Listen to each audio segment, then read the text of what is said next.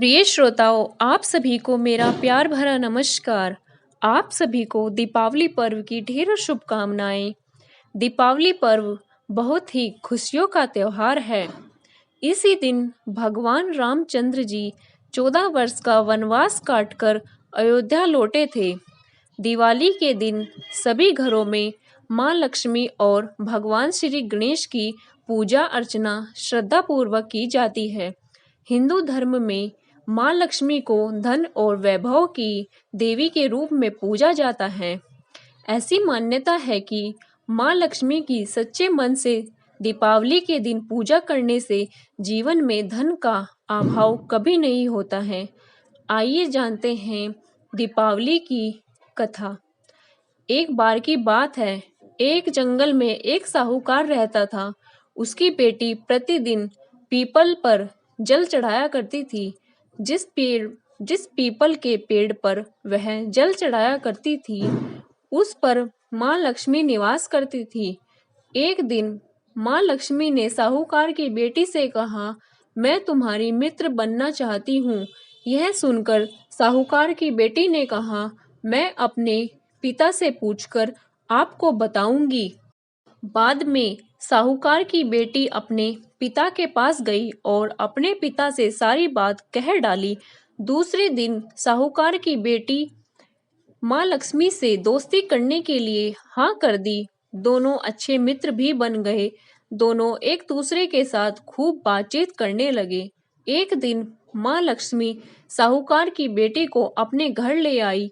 माँ लक्ष्मी साहूकार की बेटी का खूब स्वागत किया। उन्होंने अनेक तरह के भोजन खिलाया। जब साहूकार की बेटी माँ लक्ष्मी के घर से वापस लौटी, तो माँ लक्ष्मी ने उससे एक प्रश्न पूछा कि अब तुम मुझे कब अपने घर ले जाओगी।